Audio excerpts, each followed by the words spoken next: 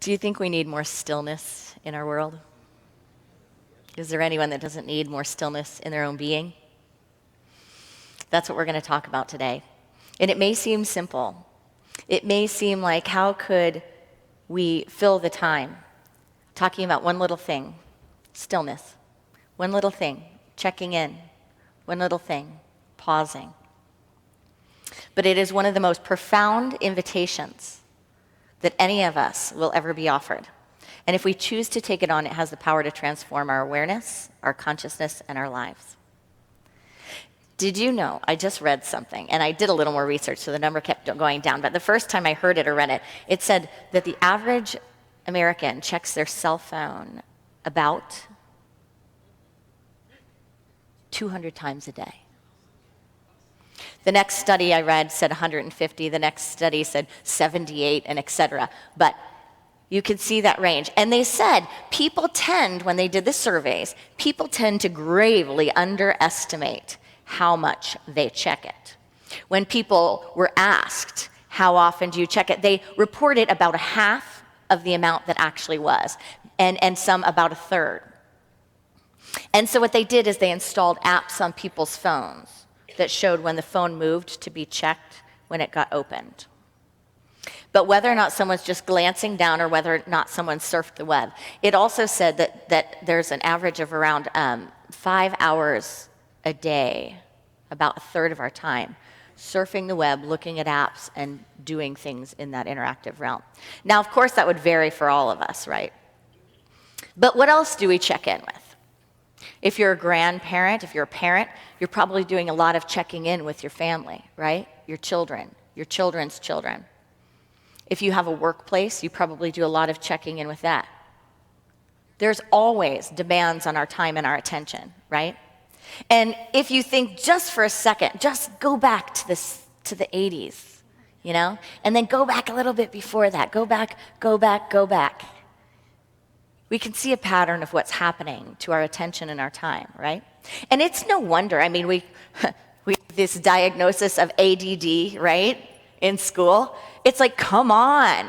Like, I think evolutionary, like as far as our evolution, right, of course, some people are going to have ADD. Like, it's going to take a while to catch up. You can't just biologically catch up from the 40s to now and not have a part of your being going, wait, that, no, that, where? I don't even know where my brain is. Disorientation, right? We're on the cusp of a consciousness shift. And it is showing up in the way that we're connected. And that's a beautiful thing in that it models spiritual truth.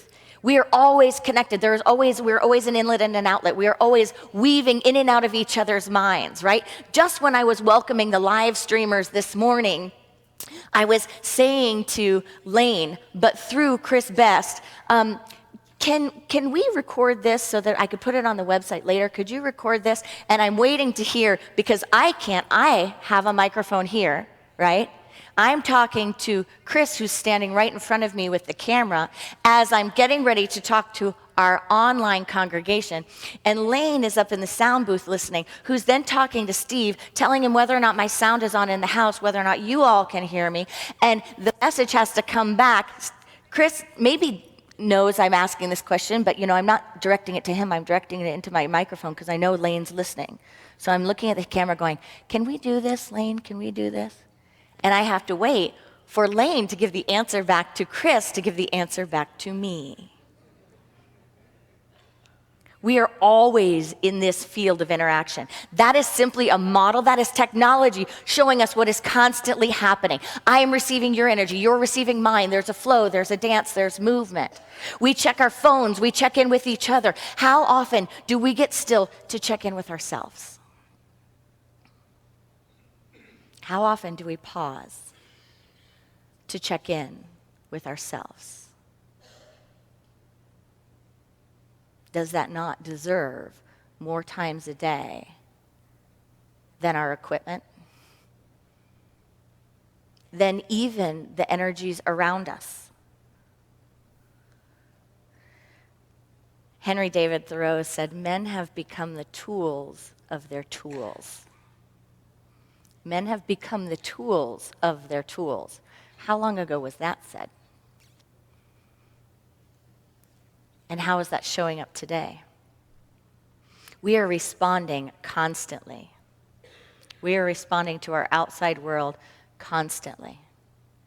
But how often are we responding to ourselves? How often do we get still?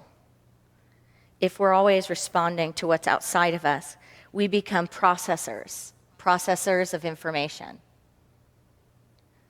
But we are truly, in our spiritual nature, generators. We're generators. We're not just here to sift through information. We're not autotrons, though we might feel like it a lot of time. Get up, take a shower, use the restroom, brush your teeth, go to work, come back, make dinner, go to bed, get up. That's not what we are. We're not processors. We're generators. I was talking with my sister the other week about the spiritual practice and tools, and she said that she has a friend that's a therapist, and she said, you've got to check out her post. This piece really helped me. She said she was telling a story about a day, and as she was going along in this day, and not even realizing that she was really flustered and frazzled, and a couple things had happened, and it led to another thing, and then finally she just stopped, and she just put her hand on her heart.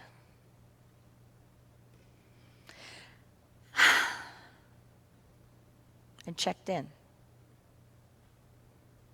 and asked herself how she was feeling. Just acknowledged the moment. Got off the train, stopped. And she asked herself, what would compassion do? What would self-compassion say or do in this moment? And the words came to her, and she just said, this is hard. This is hard. And she just got still with that.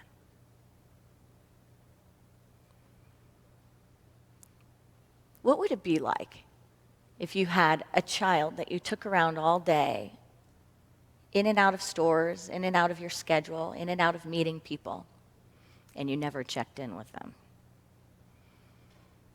You didn't create that pause. Anyone have an idea of how that would go? What if you tried to take that child into a grocery store without checking in? Children require check-ins, don't they? It's important that someone is mindful of their energy, that someone's watching the course of how they are. And as a teacher, many of us are educators. I taught kindergarten through 4th grade, and then I led camps. It helps you be completely present because you recognize that I don't just get to apply things. I don't just get to come at you. I have to check in and see where you are, and all plans need to adjust according to that. I have to become in harmony with where you are. I have to meet you where you are before I can interact. And good luck to the sucker who tries to do it any other way. Really, right? Are we not the same as adults? Do we not sometimes carry a little temper tantrum around within us because we haven't paused, we haven't checked in, because in fact, we haven't grown up that divine parent within that is still so much needed as part of this being that pauses and says, I see you. I hear you. You have my attention. How are you? And what might I bring to this moment that would be compassionate, that would be helpful, that would be love? Charles Fillmore talked about love, and there's a lot of ideas about love, but he called love the harmonizing power. He said it's a divine faculty within us. It's not something separate from us. It's not something that happens to us. It's not something that we get. It's something that we generate. It's something that we are. It's a center within our being. And he says when we tune into that center, when we tune into the power, when we develop it, it harmonizes. When we develop it, it harmonizes. But all too often, we don't create the space for that. We talk about the spiritual practice and we talk a lot about meditation. And there's amazing benefits of meditation, right? We know them and they're talking about them in scientific journals. They're talking about them in medicine now. And we talk about our spiritual practice, being here together in spiritual community and what that does, how that builds up an endurance. How we come not just because we need it on a particular Sunday because life has fallen apart, which is certainly a reason to come, but we also come for the times that we feel completely together so that we're part of a force field, part of a power that is always there and available for us. And we are here creating it for others. We're here because just because my, bicep looks good in this moment doesn't mean I don't keep exercising it. The second I notice, oh, well, you know what? It's not so good anymore. Let me get to the gym. That's not a practice. That's a yo-yo. And the spiritual practice that's treated like a yo-yo is going to feel like a yo-yo, right? But this meditation practice, we know the benefits. We know in the body it creates harmonizing and healing.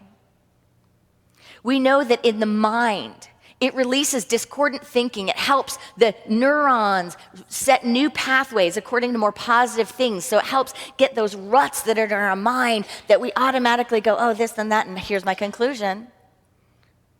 That autotron mind. It takes that and it creates space.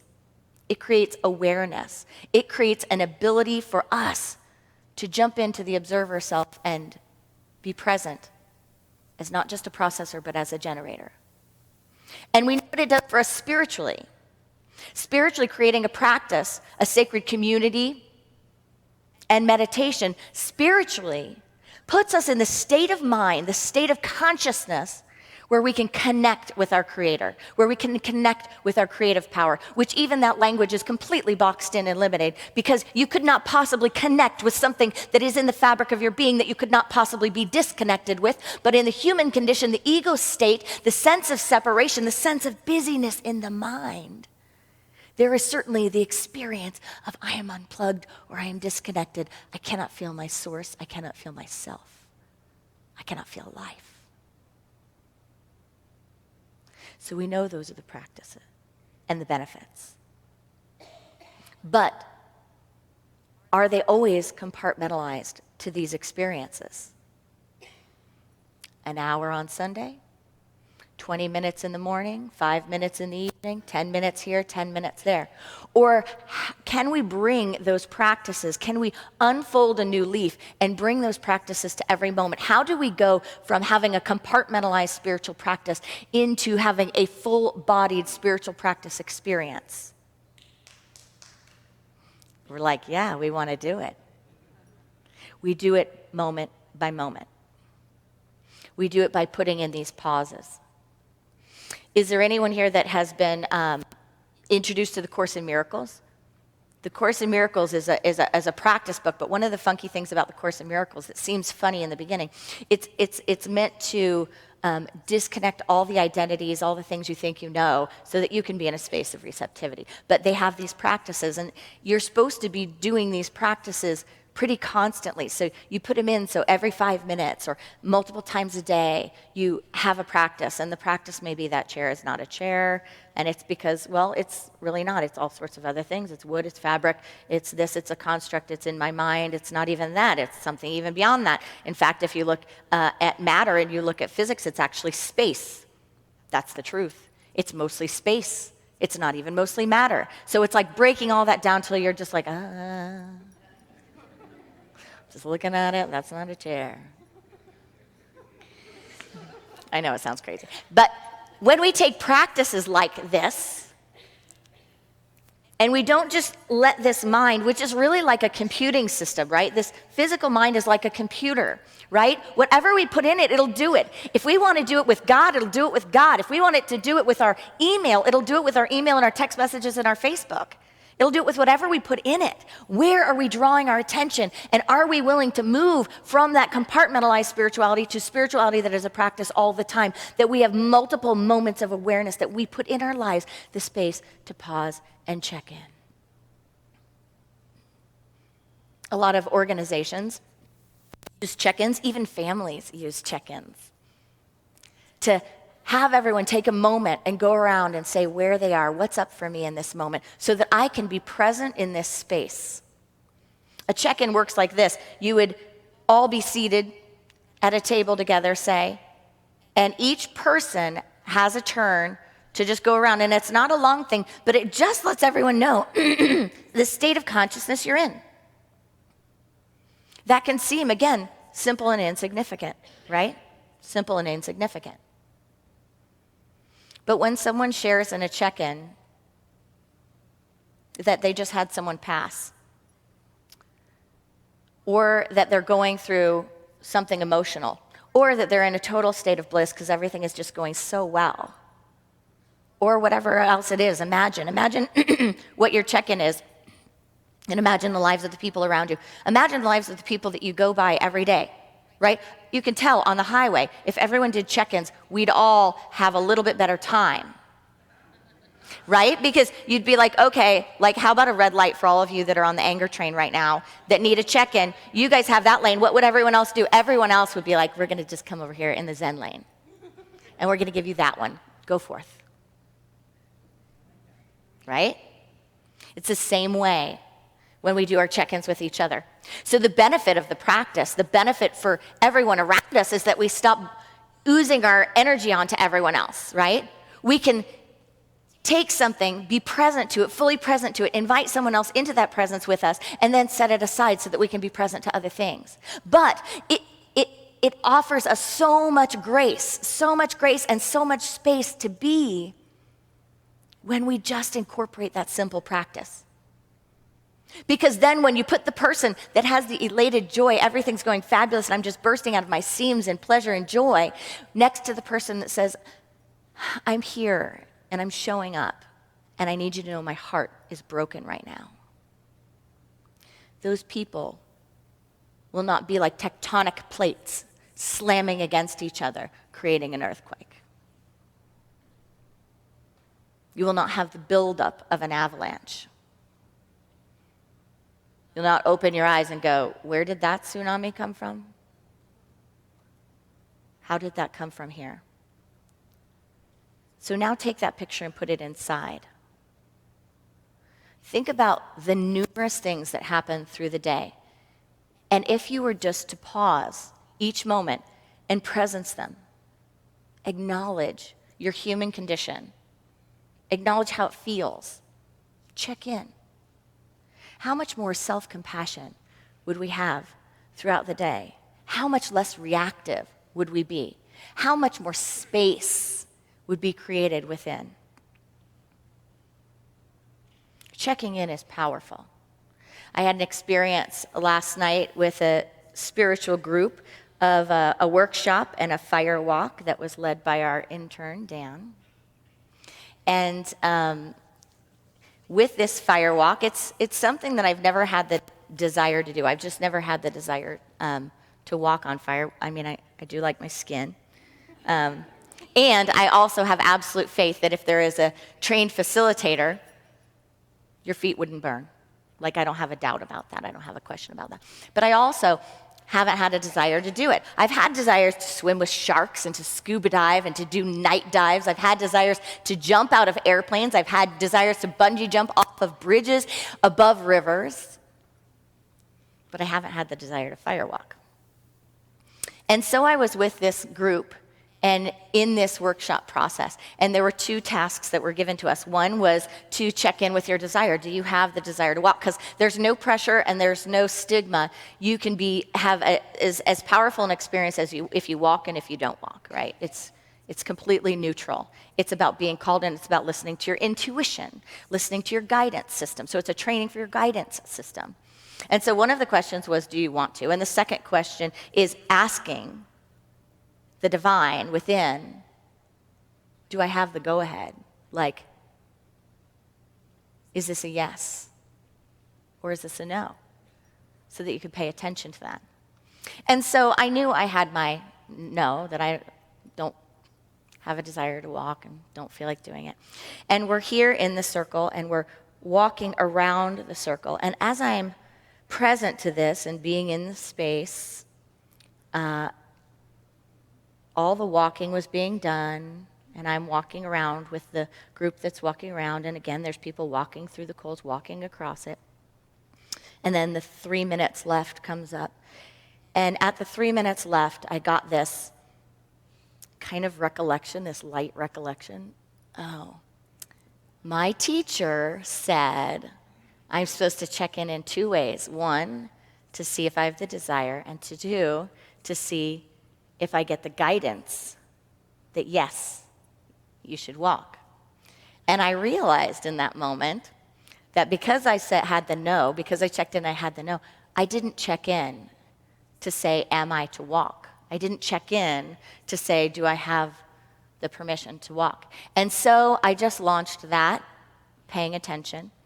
And as I launched it and I walked around and I was being aware, all of a sudden, what flowered up within me was a desire to walk.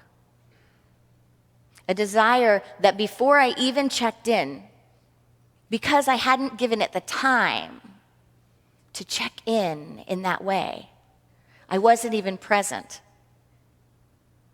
And now in this next moment, being present, all of a sudden, I got the desire, I got the picture of why it's mine to do, why it's mine to walk. And then the little 30-second warning bell chimed, and I walked. And I was very grateful that everyone that walked before me cooled down all the coals. No. But I tell that story because think about the things we're missing because we don't pause. Think about the things we're missing because we don't stop to check in. One of our beloveds in Spirit School, one of our young kids in Spirit School, reached out this morning. I got a text from her mother asking about getting her a ride to Spirit School because both of her parents couldn't go this Sunday. They couldn't come this Sunday. And so I did a little thinking and we figured it out. But I just had this pause this morning thinking about her and the power of her spiritual practice and the power that she has learned to check in. Can you feel that? That one of our kids knows how to check in enough to say, even though my family's not coming to Unity Village Chapel today, for whatever reason, I need to get there. I'd like to get there. And I'm going to make that happen. Amazing, right? Powerful. Transformative.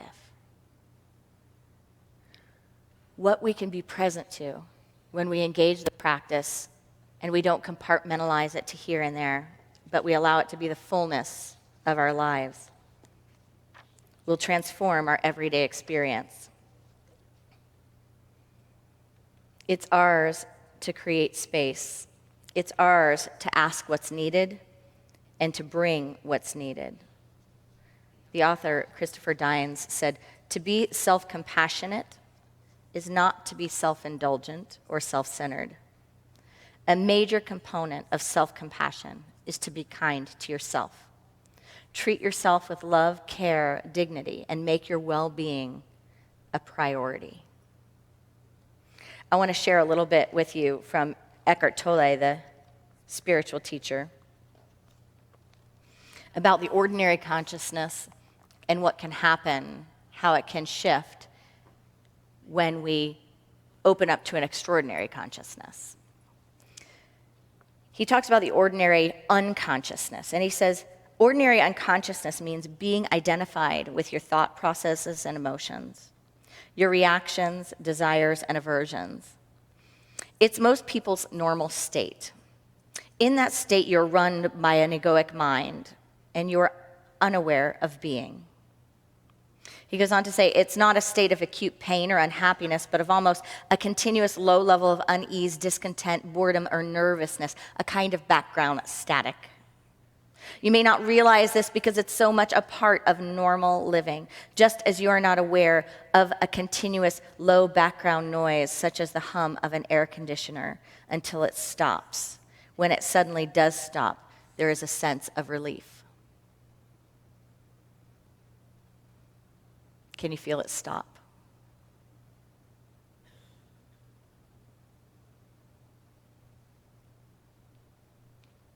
Just allowing everything to stop.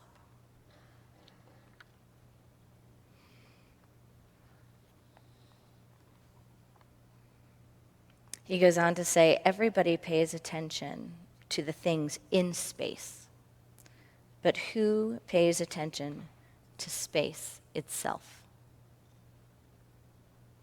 Who pays attention to space itself? And then he gives us this idea. It has been said that nothing in this world is so like God as silence. All you have to do is pay attention to it. Even during a conversation, become conscious of the gaps between words, the brief silent intervals between sentences. As you do that, the dimension of stillness grows within you. The dimension of stillness grows within you.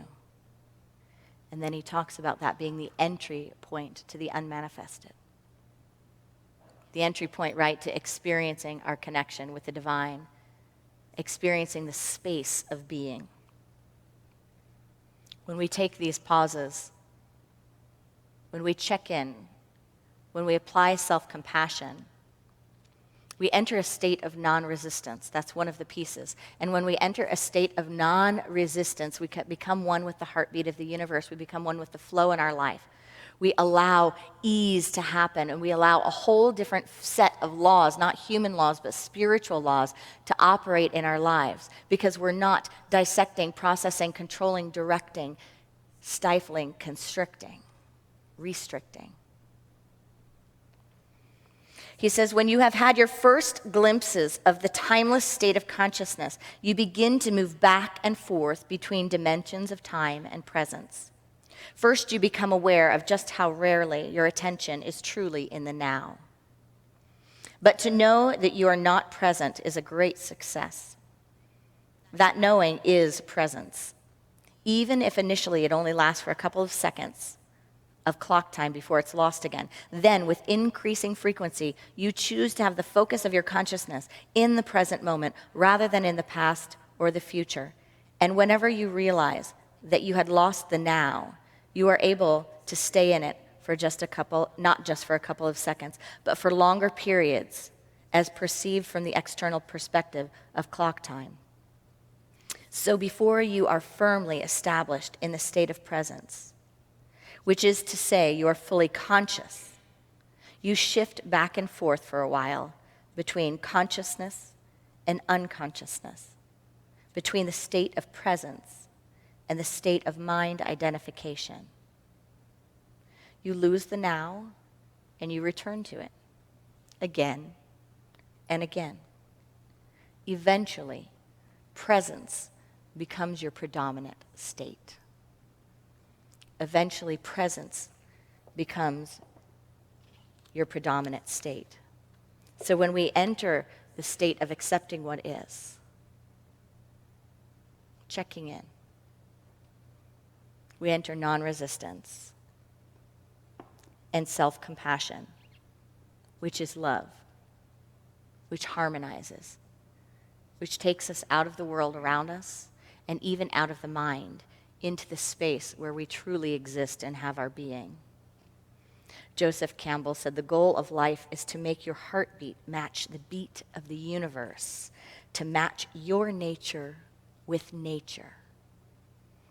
He said, one way or another, we all have to find what best fosters the flowering of our humanity in this contemporary life and dedicate ourselves to that. Namaste.